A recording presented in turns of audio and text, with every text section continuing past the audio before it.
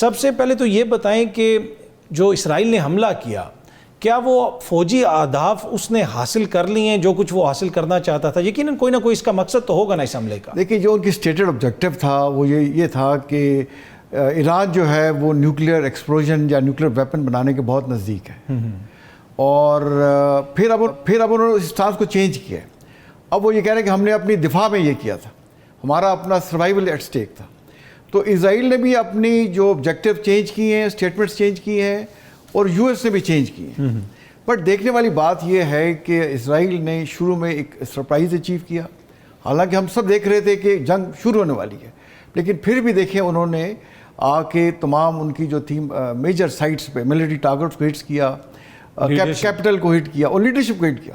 سب سے زیادہ تو دیکھیے ان کی جو لیڈرشپ تھی، 3 سے 4 درجن جو اس میں لوگ ہیں ابھی بھی وہ شہید کر دیے گئے، چاہے بہت سینئر رینک کے تھے یا ایون جو کرنل یا میجر رینک کے انوالو تھے، سب کو اگر ٹوٹل کریں تو 3 سے 4 درجن یہ بنتے ہیں۔ تو یہ بڑا سیریس بلو ہے۔ بٹ اس میں سلور لائننگ ایران کے لیے یہ ہے کہ سارے اس نقصان کے باوجود اس نے رسپونڈ کیا، اور دن بہ دن اس کا رسپونڈ افیکٹو ہوتا جا رہا ہے اور اس میں تیزی آتی جا رہی ہے۔ میرا خیال ہے اسرائیل کو جلد لینے کے دینے پڑ جائیں گے، اور اب جنگ ایران کے ٹرمز پہ ختم ہوگی۔ اور وہ جو آئرن ڈوم کا ذکر ہوتا ہے کہ اسرائیل کا دفاع بڑا مضبوط ہے، اب پھر ہم نے دیکھا کہ کچھ میزائل تو پینیٹریٹ کر گیا۔ آپ کو یہ لگتا ہے کہ آنے والے دنوں میں یہ جو پینیٹریشن کا ریٹ ہے، جو میزائل وہاں تک پہنچ رہے ہیں، اس میں اضافہ ہو سکتا ہے؟ دیکھیں ہم تو بالکل اضافہ ہوگا۔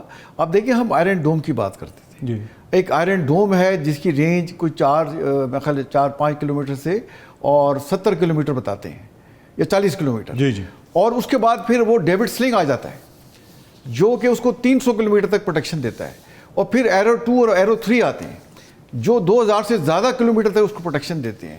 یہ سارے اسرائیل نے خود بنائے ہیں، اور ریتھیون اور بوئنگ کمپنی جو ہے یو ایس کی، انہوں نے مل کے بنائے ہیں۔ تو جو ایران جو میزائل ان پہ داغ رہا ہے، یہ تمام جو انٹیگریٹڈ اور لیئرڈ ایئر ڈیفنس ہے اس کو توڑتا ہوا جاتا ہے۔ اور اب تو پتہ نہیں، جیسے فیک میڈیا کا بھی زمانہ ہے، کچھ ایسی ویڈیو بھی آئی ہیں کہ آئرن ڈوم نے اپنی ٹارگٹ ہٹ کرنے شروع کر دی ہیں، کہ اس حد تک انہوں نے ایران نے اس میں پینیٹریشن کی ہے سائبر وارفیئر میں، کہ انہوں نے بالکل یہ آئرن ڈوم کو کہتے ہیں اٹ از ڈن اینڈ ڈسٹڈ۔ تو میں یہ دیکھتا ہوں کہ جیسے اسرائیل کو آتیں پڑی ہوئی تھی غزہ کی، وہاں تنظیم کے خلاف لڑتا تھا، اس کو آتیں پڑی ہوئی تھی حزب اللہ کی، وہ بھی ایک تنظیم تھی، اب اس نے ایک میجر ملک کو لٹکا رہا ہے۔ جیسے آپ کو ایران کی ہسٹری پتہ ہے کہ 642 عیسوی میں وہاں حضرت عمر کے زمانے میں گیا تھا، اور ان کی لیگیسی ہے پرشین امپائر کی اور پھر ایران کی۔ تو ایران پہ جب سے وہ ان پہ اسلامک ریولوشن آیا ہے، پابندیاں لگی ہوئی ہیں، اور اس پابندی انہوں نے سروائیو کیا ہے۔ اچھا، یہ as a military man, as a military commander, آپ کے لیے یہ سرپرائزنگ تھا کہ اتنی زیادہ پابندیاں، لیڈرشپ ختم کر دی گئی، لیکن اس کے باوجود وہ ریٹیلیٹ کر رہے ہیں، اور اتنے میزائل بھی ان کے پاس، اور کہا جا رہا ہے کہ ابھی بھی 10 سے 20 ہزار ہو سکتا ہے مزید بیلسٹک میزائلز ان کے پاس؟ نہیں، میرے لیے سرپرائز کی بات نہیں ہے، لیکن آپ کے ساتھ دوست کھڑے ہوتے ہیں۔ ایران کا ایشو یہ رہا ہے کہ انہوں نے دنیا سے چند ملکوں کے علاوہ رشیا، کسی حد تک چائنا اور نارتھ کوریا، باقی سے کٹے رہے۔ ہمارے ساتھ بھی اس طرح نہیں جڑے جیسے انڈیا کے ساتھ جڑے ہوئے تھے، لیکن کیونکہ ایک اسلامک ملک ہے اور ان سے یہ غلطی ہوئی ہے، اور انڈیا بری طرح ایکسپوز ہو گیا۔ آپ دیکھیں کہ 73 بندے ان کے پکڑ لیے، اور وہ بڑے کریڈیبل ایویڈنس ہے کہ را کو سپورٹ کر رہے، اسرائیل کے مساعد کھل کے اسرائیل کو اگر کوئی سپورٹ کر رہا ہے تو یا تو امریکہ ہے یا پھر انڈیا۔ اور آپ دیکھیں انڈیا جیسے نا ہود اور جنود، یہ کھل کے آگے ہیں کہ نیتن یاہو اس کو بریف کر رہا ہے۔ بھائی نیتن یاہو مودی کو کیوں بریف کر رہا ہے؟ اس لیے کہ را وہاں سے بھی اطلاع دے رہی تھی، اور مودی صاحب پاکستان کے جو نیتن یاہو صاحب مودی کے ساتھ جڑے ہوئے تھے۔ حیرب اور حیرن جو ہمارے پاکستان میں آ کے پھرتی رہیں اور ہم نے ان کو گرایا، تو کس کی ہے؟ اسرائیل کی ہے۔ تو ہنود اور یہود کا جو نیکسس ہے وہ کھل کے سامنے آ گیا ہے، اور ایران کو بھی آئی تھنک بڑا اچھا ریئلائز ہو جائے گا کہ انڈیا جو تھا دوست کے منہ میں رام رام اور بغل میں چھری رکھی۔ اچھا سر، لگتا ہے ایسے ہے کہ شاید اسرائیل ایک رژیم چینج چاہتا ہے، ایران میں وہ ایک ایسی حکومت چاہتے ہیں جو ان کے لیے خطرہ نہ ہو ان کی نظر میں۔ اگر وہ اس میں کامیاب ہوتے ہیں، کیا پاکستان یہ افورڈ کر سکتا ہے کہ ایسی حکومت آ جائے جو پرو اسرائیل ہو، جو پرو انڈیا ہو ایران میں؟ اس سے پاکستان کے لیے کوئی خطرہ ہو سکتا ہے؟ انٹرنیشنل لاز ہوتے ہیں، اس کو بھی آپ کو الاؤ کرتے ہیں کہ آپ کہیں جی ہم نے رژیم چینج کرنی ہے۔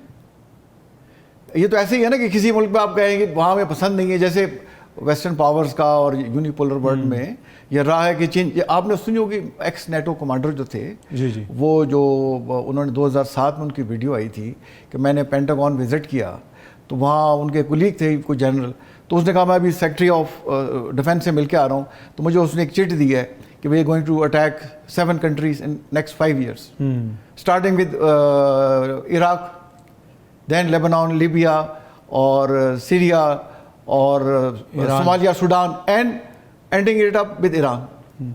تو سارے دیکھیں 7 کنٹری انہوں نے انویڈ کی ہیں, رجیم چینج کی ہے, اب ایران کی باری آئی ہے. ایران کے بعد کہا جاتا ہے کہ جی پاکستان کی بھی باری آ سکتی, خدا نخواستہ, اس کو آپ کیسے دیکھیں میں یہ بڑی احمقانہ سی بات ہوگی کہ پاکستان کی باری کیوں آئے گی. دیکھیں پاکستان ایک انڈیپینڈنٹ ملک ہے اور پاکستان کا جو ڈیٹرنس ہے وہ کریڈیبل ہے, وہ صرف دفاع کے لیے.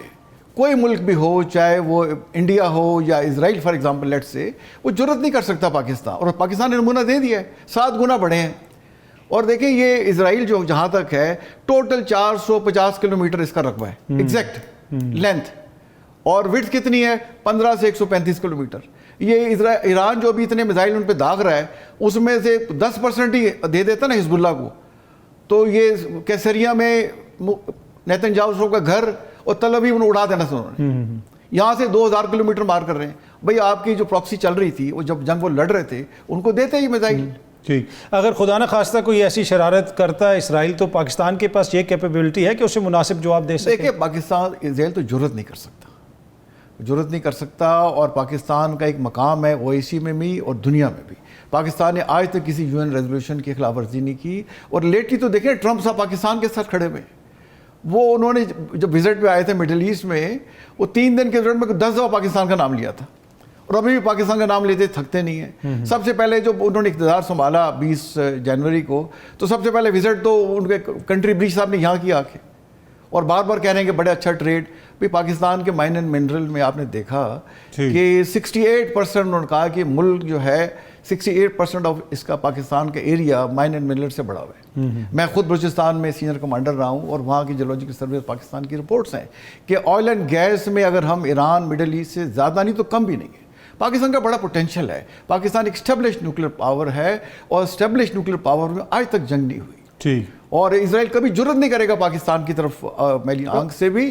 ہم نے اب پاکستان کے انٹرسٹ کو ایڈوانس کرنا ہے, ٹھیک ہے, ہم نے OIC کو اسٹرینتھن کرنا ہے. اچھا سر, یہ جو آپ OIC کا آپ نے بھی ذکر کیا, دیگر لوگ بھی ذکر کرتے ہیں, آپ کو لگتا ہے کہ اس میں امہ کا کوئی کردار ہوگا؟ دیکھیں نا, آج اگر ہم عزت سے وقار سے بیٹھے ہوئے ہیں تو ہم اپنے دفاع, اپنی فوج, اپنی ایئر فورس, اپنی نیوی کی وجہ سے بیٹھے ہیں. کوئی مسلم ملک تو ہمیں بچانے نہیں آیا.